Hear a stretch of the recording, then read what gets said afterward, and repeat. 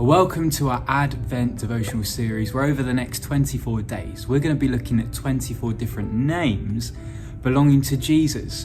I'm so glad that you're tuning into this devotional series, wherever you're watching this. And I really pray that as we head towards Christmas, you find these devotions a real encouragement.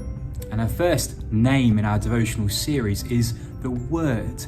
And we find the Word written in John's account of Jesus' life. And in John chapter 1, verse 1, John writes this. He says, "In the beginning was the Word. The Word was with God, and the Word was God."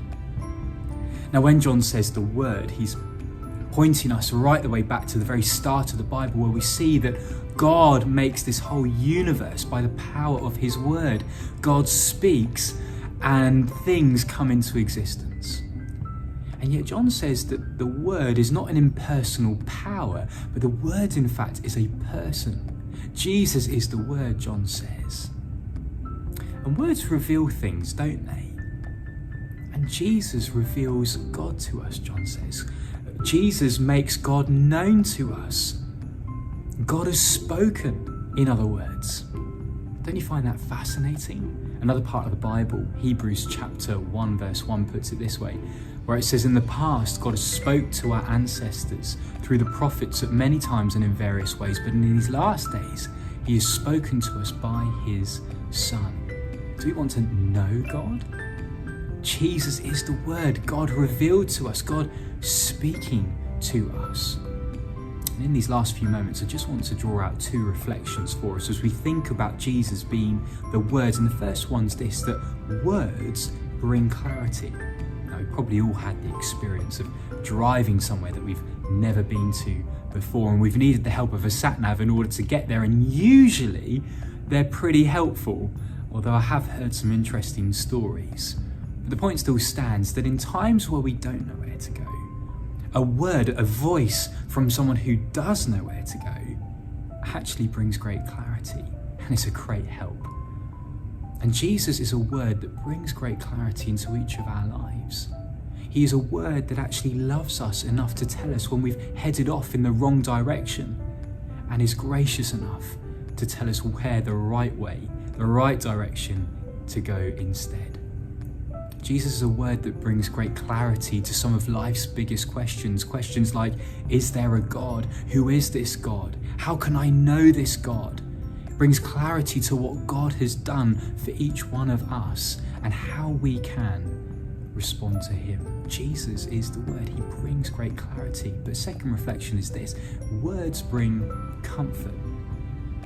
Now, I don't know about you, but I find silence quite disconcerting, quite unsettling. I feel an uneasy atmosphere with silence. I'll give you one example of why. If you've ever been on a train heading up to London maybe, and it's kind of stopped on the tracks, it's not by a station, it's just standing still in the tracks, and it's been there not moving for quite a while, and you wonder what's happening, and all of the things go through your mind about what could have possibly have gone wrong, and there's this uneasy silence that is filling the train carriage at that moment. That is until the voice of the train driver speaks through the loudspeaker, and his word comes to us, and he informs everybody about what is going on. And at that point, there's relief. We know his word brings comfort to us in the unknown. And words from the words that John has said is God himself, God made known to us. Well, they couldn't be more comforting words to hear from, could they? And when we look at the person of Jesus, actually his words to us, actually his love for us, well, our words can't even describe it.